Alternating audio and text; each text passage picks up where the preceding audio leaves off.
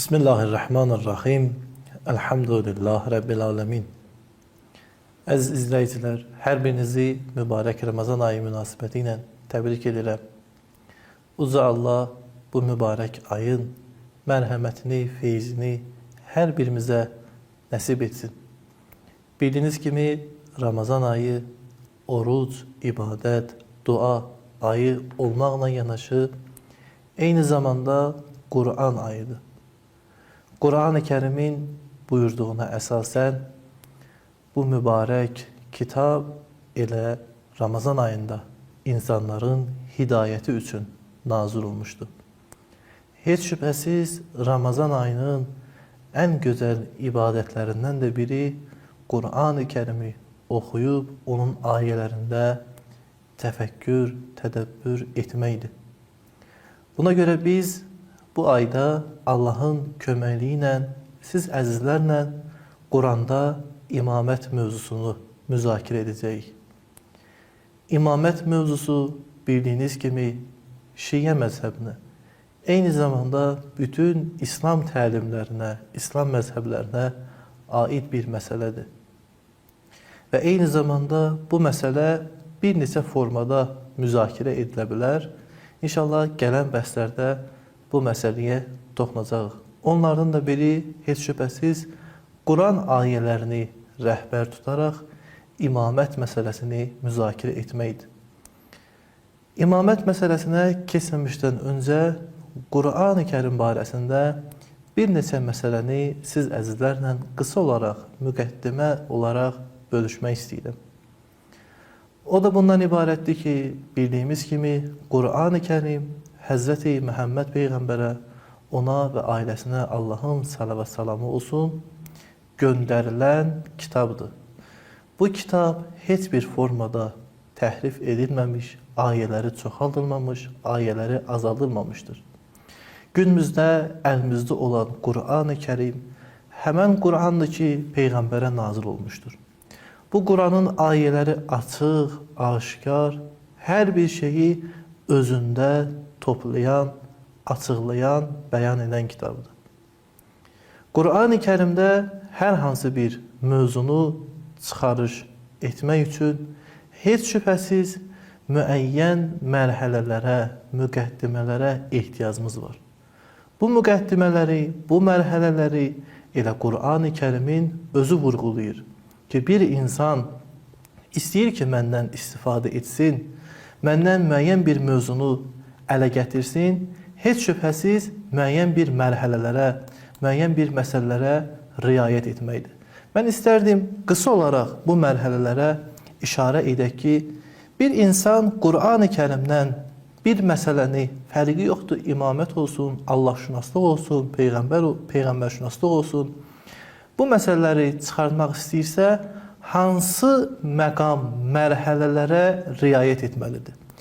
Birinci məqam bundan ibarətdir ki, Quran-ı Kərimin öz göstərişinə əsasən bir mövzu barəsində Quran hansı sözü deyir, nəticəsini almaq üçün bütün Quranın ayələrini nəzərə almaq lazımdır.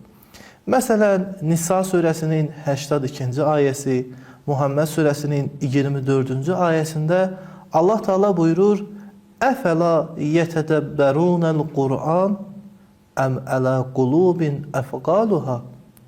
Siz nə üçün Qur'anda düşünmürsünüz? Məgər qəlbiniz möhürlənibmi? Diqqət edin, Allah Teala Qur'anda düşünməyə dəvət edir. Yəni, Qur'an Həmd surəsindən Nas surəsinə qədər olan, yəni bütün ayələrdə düşünmək lazımdır. Bir məsələni insan Qur'ana ümumi olaraq sual verməlidir. Yalnız bir ayəni götürüb bunu rəhbər tutmamalıdır ki, Qur'an bunu deyir, başqa heç bir şey. Xeyr, Qur'an-ı Kərim bir məsələni bəzən mərhələli şəkildə deyir. Bəzən ümumi hökm deyir bir ayədə, onun xüsusi hökmünü başqa bir ayədə deyir. Bəzən mübhəm deyir bir ayəni, digər ayədə tam olaraq genişliklə deyir. Buna görə də birinci məqam bundan ibarətdir ki, Qur'an-ı Kərimdən bir məsələni çıxarış etmək üçün ümumi Qur'an-ı Kərimin ayələrini, göstərişlərini nəzərə almaq lazımdır. İkinci məqam bundan ibarətdir ki, insan Qur'an-ı Kərimin bir göstərişinə iman gətirdiyi kimi, onu Allah tərəfindən göndərildiyi, buyurulduğunu iman etdiyi kimi digər məsələlərdə iman etməlidir. Bu ayənin dediyi mənim xoşuma gəlir, mən ona iman gətirim. Digər ayə bir o qədər çətindir əməl etmək, onu görməməzlikdən gəlmək heç şübhəsiz iman əhlinə yaraşmır. Nəinki iman əhlinə yaraşmır, bəlkə bu nifaqın, biraz da üstə getsək, Allaha küfür etməyin nişanəsidir. Bu barədə Allah Teala Bəqərə surəsinin 85-ci ayəsində buyurur. Əfətu'minunə bi bə'zil kitab və təkfurunə bi bə'zil. Siz bu kitabın, bu Qur'anın dediyinin bir hissəsini qəbul edib, digər hissəsinə küfür edirsiniz.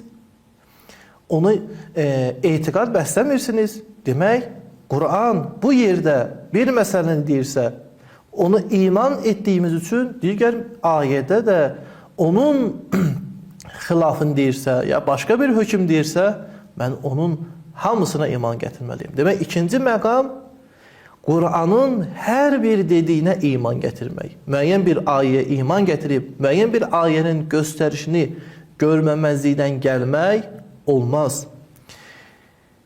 Üçüncü məqam bundan ibarətdir ki, Quranda verilən bu göstərişlər, mesajlar düzgün başa düşmək üçün bəli, bütün Qurana baxmaq lazımdır. Bütün ayələrə iman gətirmək lazımdır. Eyni zamanda sadəcə ayənin özü deyil, ayə hansı kontekstə çıxış edir? Ayə hansı məqamda bu məsələni vurğulayır?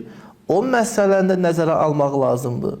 Yəni, bu ayə ola bilsin, müxtəlif kontekstdən çıxarılanda bir məzmun desin, bir mövzunu bəyan etsin, amma bütün ayələri nəzərə aldıqda tam olaraq başqa bir məsələni. Yəni, sadə bir misal deyim, bir cümlə, mənim bu çıxışımdan bir cümləni çıxardın, bir insan dinləsin, heç şübhəsiz o mənim bu cümləmdən başqa bir şey başa düşəcək. Amma bir insan ki, mənim bu çıxışıma tam olaraq, yəni əvvəlinə, axırına, sonuna dinləsin, o başqa bir çıxarış edəcək. Buna görə də Qur'an-ı Kərimin ayələrini kontekstdən çıxarmaq olmaz.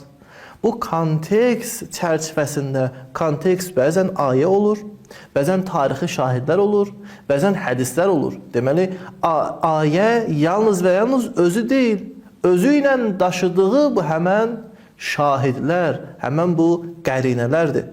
Qiyamət surəsinin 18-19-cu ayələrində Allah Teala buyurur, Peyğəmbərə xitabən فَإِذَا قَرَأَنَهُ فَاتَّبِعْ قُرْآنَ ثُمَّ إِنَّ عَلَيْنَ بَيَانَ. Sən Qur'anı oxuduğun zaman bu Qur'ana tabi ol. Heç şübhəsiz bizim üzərimizədir onu sənə bəyan etmək. Demək, bəli, insan Qur'anı oxumalıdır, amma onun bəyanına da diqqət etməlidir. Bəyan, həmən dediyim kimi, bəzən ayənin özü ola bilər, ayənin durduğu yer ola bilər, bəzən tarixi məsələ ola bilər, bəzən hədis ola bilər. Nəticə olaraq, bunu demək olar ki, Qur'andan hər hansı bir məsələni müzakirə edərkən, Qur'andan hər hansı bir məsələni ələ gətirmək üçün bu üç məqama və yaxud digər məqamlar da ola bilər, amma bu əsas üç məqama insan diqqət etməli. Biz də inşallah imamət məsələsində bu məsələlərə diqqət edib çalışacaq ki, Qur'anın baxışın bu barədə sizlərlə bölüşək. Əssalamu aleykum və rəhmətullahi və bərəkətuhu.